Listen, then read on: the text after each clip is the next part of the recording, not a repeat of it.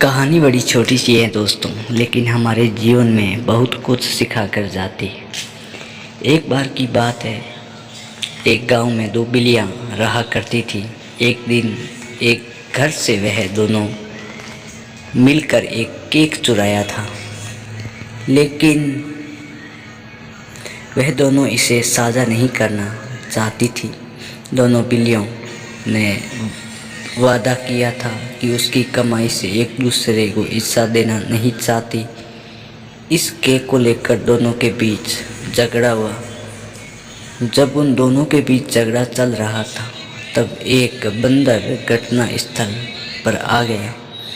बंदर से विवाद सुलझाने के लिए खुद को पेश किया। उन्होंने पूरी कहानी सुनकर कहा, जैसे तुम दोनों अच्छी दोस्त हो तो तुम्हें केक को बराबर बांटना चाहिए।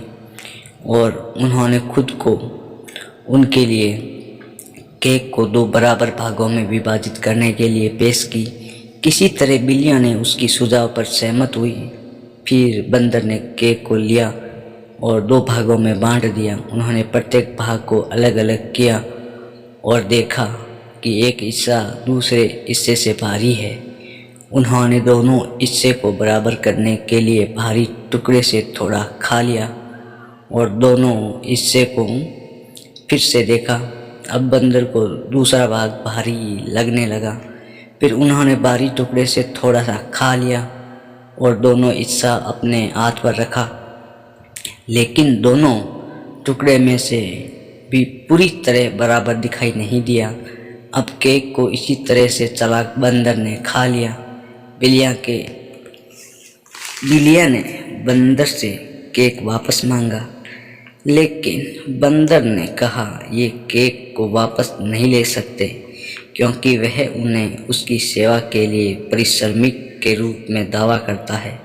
और कहते हुए बंदर बचे हुए केक के टुकड़े को लेकर पेड़ के ऊपर चढ़ गया। बिल्लियाँ ने पेड़ के नीचे से बंदर को देखते ही रह गई। दोस्तों, इस छोटी सी कहानी से हमें यह सीख मिलती है कि दूसरों से सहायता मांगने से पहले अपनी समस्याओं का समाधान खुद करना सीखिए।